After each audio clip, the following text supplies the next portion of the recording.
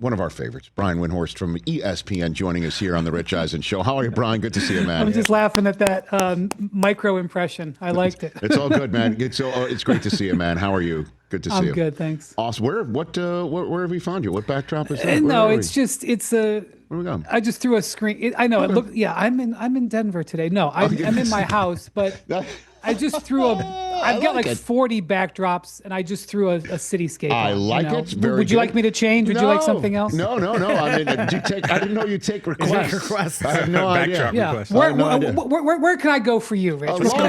This long distance dedication. Let's go to Oklahoma City, Rich. Okay. Let's go to Milwaukee. Or put up the background where you think Giannis wants to go. Yes, there you go. How about that? You know, what is going on with Giannis? Yeah, Brian? I can understand why it's frustrating. You know, you heard Doc Rivers' comments last night, and I can understand why he's frustrated. Because, you know, we've seen over the last decade, we've seen a number of star players say, okay, I'd like to no longer be here.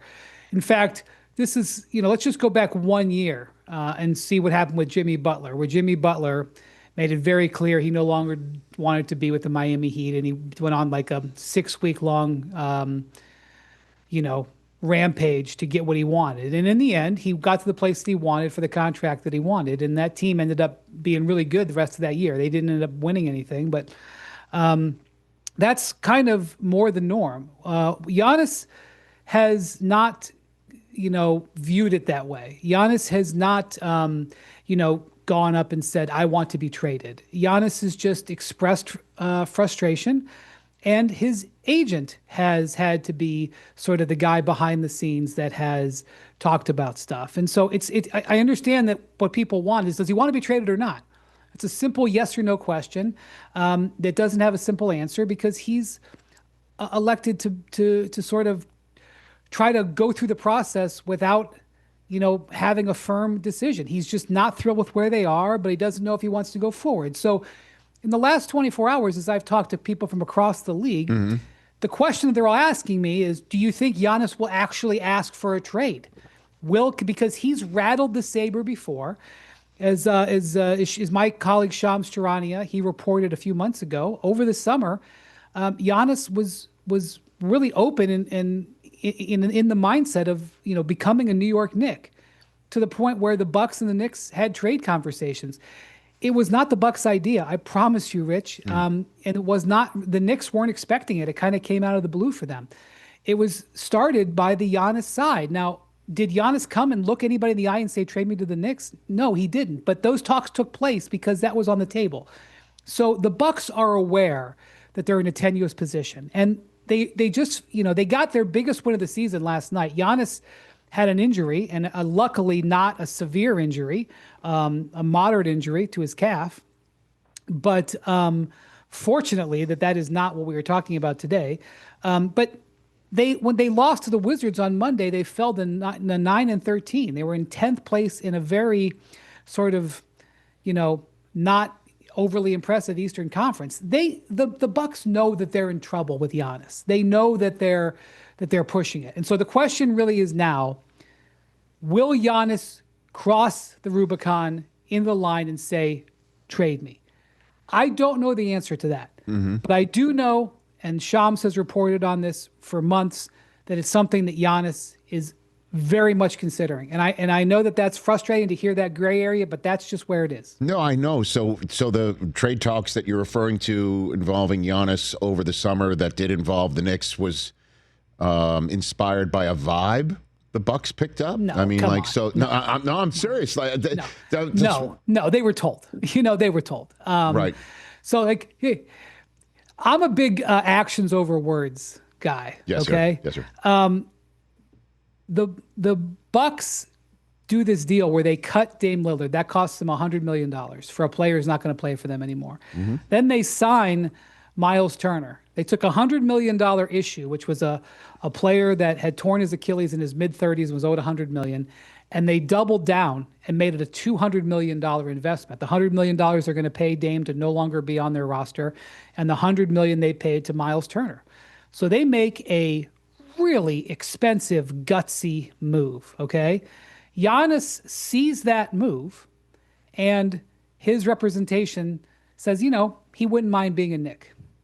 Now, I want you to think about if you're the Bucks. So I promise you, the Bucks did not make a $200 million double down and then say, oh, I wonder if the Knicks are interested. The Knicks, okay, here's how I know that they didn't think this was coming. Because in the last week of July, they signed Mikal Bridges to a contract extension. And once they did that, he was untradeable for 6 months. And I want to just go through the nuance here. I know that when this gets chopped up in aggregation, the nuance will be exploded. But just for this audience and this time, we'll do some nuance. Thank you, sir. It's not necessarily that they were like, oh, we're going to trade Bridges for Giannis. But if you're about to enter into a negotiation for a top 5 player in the league, you don't make a deal with a player that takes him off the table to be traded. Okay? So we get to the end of July, and the Knicks do this deal with Mikal Bridges. They feel good about it. They feel good about their team. So I promise you the Bucks were not looking to this negotiation. And I promise you the Knicks weren't preparing for this negotiation. And I promise you the negotiation took place. What are we left with, Rich? Okay, did he ask to be traded? I mean, Doc Rivers can look you in the eye and say, no, he didn't ask to be traded. But clearly, this was an action that Giannis had some interest in. And look, because he didn't demand to be traded, he wasn't traded. They talked, the two sides talked, no deal came through. Giannis said, I'm going to be in Milwaukee, to use his words, for the next 6 to 7 months. The Bucks signed his 2 brothers, and we went off into the season. And the season hasn't gone very well. And now Shams is saying today he's looking at 2 to 4 weeks being out. The Bucks are 1-5 when he doesn't play. Like, I hope that they're able to rally and hold the fort, but where are they going to be at in 2 to 4 weeks? They're in 10th right now. They did have a great win against the Pistons last night, and I mean that is a very impressive victory. They needed it. The Pistons were 17-4. Cade Cunningham played in the game. Jalen Duren played in the game. It was not any sort of asterisks on this. It was a bona fide, real win. They beat them down the stretch. They've been one of the best clutch teams. The Bucks outperformed them down the stretch. But, this is just what's happened. And so I know that there's this real need and desire. And if I was a Bucks fan, I would be frustrated too. And if I was another fan who wanted to trade for Giannis, I would be frustrated too. But this is the landscape that we've got here. This is the way Giannis has decided to approach it. This is the way the Bucks have decided to approach it. And so I know that Giannis is, concerned about his future. And I don't know how it's going to play out. Let's move to Chris Paul then. What is your reporting on the breakup, why, and how it was communicated, Brian? Well, that's 2 different things. How it was communicated. I think we can all agree that was an F. If you want to take Lawrence Frank at his word, the Clippers president, which I will, they decided that he was going to be sent home on Sunday, which makes me wonder why he was in Miami on Monday and why he was still in Miami all day while they had plane problems on Tuesday and while they decided to have a meeting at 11 p.m. Like, it's not the way to handle a two-way guy, quite frankly, much less handling a first ballot Hall of Famer who, I think their intention was to raise his number to the rafters. And, when you go into the Hall of Fame in basketball, it's not like baseball. You don't wear a hat. But, I mean, he could have gone into the Hall of Fame essentially as a Clipper. And so you just don't treat somebody that way. And so the execution of the message delivery was an absolute fail. I don't think there's anybody who could argue any differently. Did somebody knock on his hotel room door in after hours essentially and say, this is official, Brian? The story as Lawrence Frank told it, and I'm not in position to, was that they made the decision on Sunday. They played in Miami on Monday. It was an embarrassing performance for a number of reasons. Then, as you often see, teams will stay over in Miami after a game. And they were going to fly in the mid-afternoon Monday, which is normal. Teams typically travel on travel days in the mid-afternoon. And then they had plane trouble. I think they actually ended up having to replace the plane. But whatever, instead of leaving at 3, they left not until after 8. And they flew up to Atlanta, and instead of landing at 4:35, they landed at almost 10. Right. And so the meeting that they had planned to have in the mid-evening or early evening ended up happening at 11 p.m. And so the meeting lasts 3 hours, and at 2 a.m. they're done with it. And Chris Paul at that point announces to the world he's being sent home. If the decision was made on Sunday, I don't know why he was even in Miami. But there may have been some other factors that I don't understand. But so the rollout of this, again, I don't think it's controversial at all. I think everybody would say that was handled poorly. I don't think you should handle anybody that way on your team, much less, again, a first ballot Hall of Famer. The decision itself, and I know everyone's, Ty Lue was like, oh, it wasn't my call. And players have been like, oh, it's news to us. And Lawrence Frank has come out and said, I'm the bad guy, blame me. But of course, it's more complicated than that. But I think essentially is that Chris Paul is a guy who is very vocal. And he is, for 20 years, been described as a leader by his teammates and his coaches. But just go look up the video from any Chris Paul game from the last 20 years, and you will find him giving his opinion to the official, giving his opinion to the opposing coach, giving his opinion to his coach, giving his opinion to his star teammates, giving his opinion to the role player teammates, giving his opinion to the trainers, giving his opinion to the ball boys. That's just what you can see on the cameras. This is who Chris Paul is.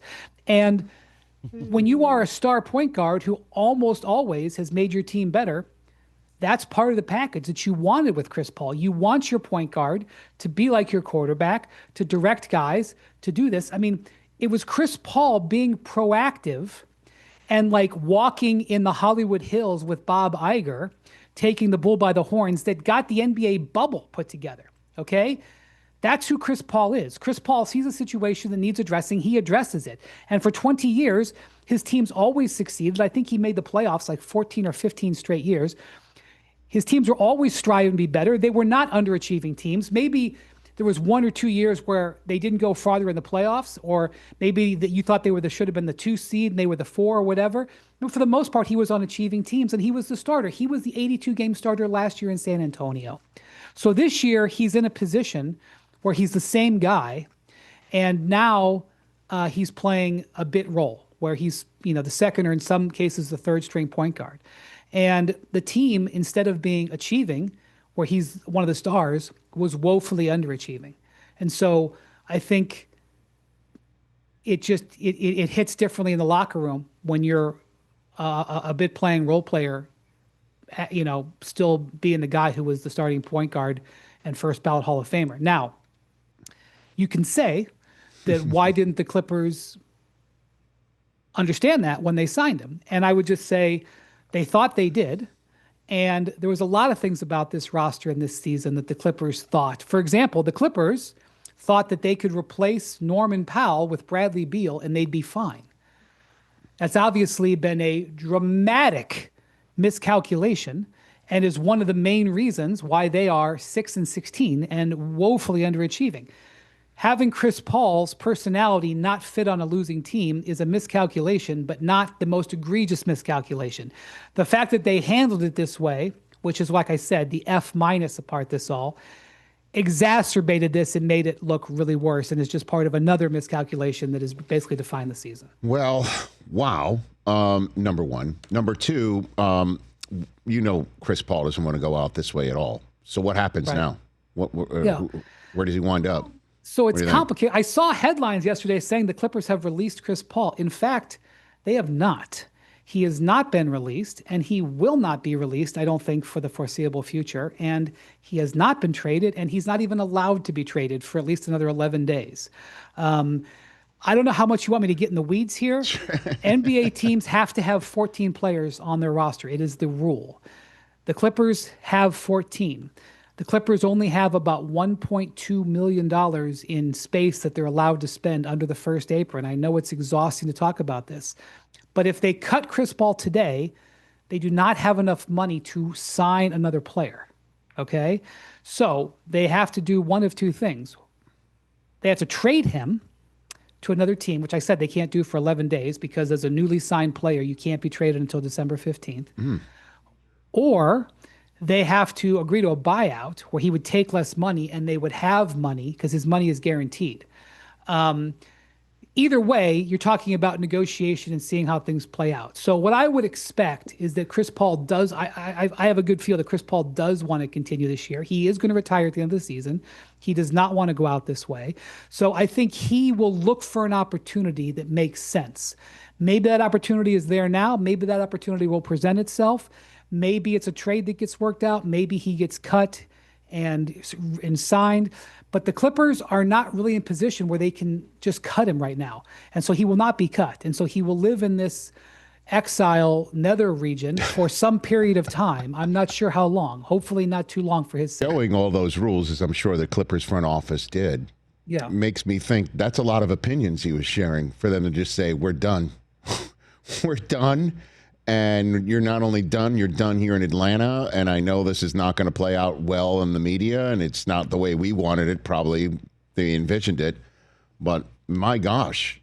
As somebody who's been around, right, somebody who's been around pro sports and is a problem-solving person, right, you may be seeing why the story that we're being told isn't 100% the actual story, because nobody would say, oh, the plan is to cut him in the hotel in Atlanta at midnight. Obviously, nor do they want to say that. Nor do they want to say he was so insufferable to be around, and he with us that because of what's going on that we just can't have. You know what I mean? Like I just said the words of what I'm trying to pick up from all this. My goodness gracious! So let me ask you. Let's finish up the conversation with this. When Giannis returns. Let's say it's a month from now. Doc said, right. But I mean, this sort of stuff. How many times have we seen calf strains turn into something far worse, right? So let's just say, let's give it the month here. Doc did say we're just a 10-game win streak away from this thing going away. I agree with that. If they win 10 in a row, it would go away. They got 9 more to go. They got 9 more to go. And so let's just say they might not win 9 more in a row. They come back, he's healthy, or at least everybody believes he is. Play it out for me. What trade deadline is when, and who might be interested, and I'm imagining this won't be a pocket listing just for the Lakers if it happens. So what do you think? Play it out for me, Brian. So this is the conversations I've been having for a day now. Right. You know? Sure. So the question is, and obviously the injury is a new factor in all this. So I don't know how it affects it. Okay. Right. Will Giannis simply rattle the saber like he has in the past? And the Bucks, when he's rattled the saber in the past, there were times when Giannis, you can go back and look at it. I won't give you the exhaustive, but for example, Giannis a few years ago said, I'm not going to sign the contract extension that they have on the table right now. I'm just going to wait. And then they traded for Dame Lillard, and he signed the contract extension. Okay, he had another contract extension. They trade for Drew Holiday. He obviously had some angst the way this last season ended. They go out and make this Miles Turner trade.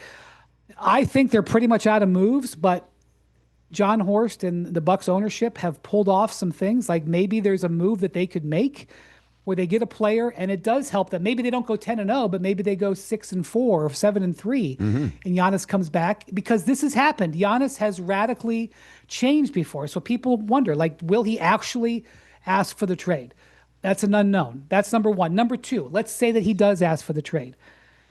Is it a situation where it's, in August, it was a one-team list. It was the Knicks. If he does ask for that trade, are the Knicks still number one? Or is it 3 teams, 4 teams, 9 teams, 13 teams? I don't know. The third thing is Giannis, after this season, has 1 year plus a player option left on his contract, but essentially 1 year. When we see players in this situation, Jimmy Butler was an example of this. Last year, Jimmy Butler had 1 year left on his contract. Anybody who traded for him knew that they had to have a contract understanding with him. So when he went to Golden State, they negotiated a contract extension with the trade, and he signed it. Now, Giannis is not eligible to sign an extension for rules that I won't get into right now, but you certainly would want to know that if you traded the sun, the moon, and the stars for Giannis, that he intended to sign next summer. So the question would be, does Giannis get to control this if he actually asks for a trade? And I have talked to a bunch of people in the league with this exact question, and I thought the answer would be yes. He's been there 12 years. He won a championship. He's won 2 MVPs. They want to respect for him. They want the most that they can possibly get in a trade. Giannis, they would work with Giannis. Not everybody agrees with me. People in the league think that the Bucks, if they had to, would make a deal where they wouldn't do what Giannis wanted. I don't believe that. I believe that Giannis would basically choose his team. So if you're a Laker fan, which is really what you're getting to, Rich, what you're saying, because the Laker fans are like, well, when are you going to say how he's getting to the Lakers? Like, when are you getting to that? Yeah. If Giannis said to the Bucks, trade me to the Lakers, Yes, sir. he would be a Laker. But any other way, I don't see how the Lakers do it, because I don't think the Lakers can win a bidding war. Okay, if it's a bidding war where there's teams offering draft picks and players and stuff, because I don't know how long-winded you want me to go here, but the Bucks don't control their next 3 drafts.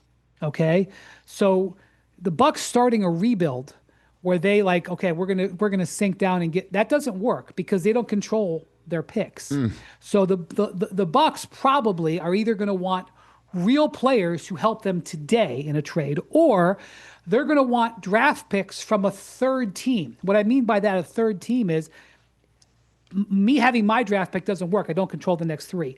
I'm trading you Giannis Antetokounmpo. Your team's going to be awesome. Giving me your draft picks for the next couple of years aren't doing me any good. Do you have third team picks that might be valuable? And so these are all things that would be valuable. I don't think the Lakers have a package that can win out teams that have draft picks, have good players, and have third-party. There's teams out there that are good teams that have third-party draft picks that could offer. So I don't think the Lakers can win a bidding war. But if Giannis says, make me a Laker, yes, there's a deal there that could happen because the Lakers have a bunch of expiring contracts that I think could make it. But I do think it would be a bit of a journey to get there, but not impossible. All right. Plus, I don't think John Horst wants to have his name in the rafters next to Nico Harrison's as a retired jersey in crypto. Yes, fans of the Lakers Luka are didn't trying to say a word. That's the difference. That's the difference. Well, I'm sure. Wild, man. This is wild. Listen, I know I've kept you. Or he doesn't ask for it at all, and he's a Buck for the next 6 months. What do you want from me? It could be. So what do you want from me? Hey, man, I know I've kept you so long, but you want to spend a minute on the last time when we spoke forever? You're like, we're not paying attention to Jokic enough. And then that night he drops 55 on the Clippers, and right now he is 100% in the averaging a triple-double for the season, with shooting almost 62% from the floor. It's insane what he's doing. I just want you to know that Shai Gilgeous-Alexander Yes, sir. is on a team that is 21-1. Yes, sir. He just put up a month where he is a reigning MVP, a finals MVP, all that stuff. He just had one of the best 6-week stretches of his career on a team that's 21-1. He did not win Western Conference Player of the Month, and I agree. I agree that it was Jokic, because Jokic was so amazing that he even overcame that, is how great that he has been. I figured you'd want to have the floor on that, and we should be paying more attention to what's going down there. And then maybe that's why you chose that as your backdrop. Denver, Colorado. Good to see you, Brian. I didn't think about that. There he goes. Thanks, there he goes. He's flying across the sky. There he goes to block another shot to maybe get a quadruple double. Thanks, as always. You're the best. Have a great day, Thanks, pal. Right back at you. Brian Windhorst, nobody better, right here on the Rich Eisen Show. I'm on fire.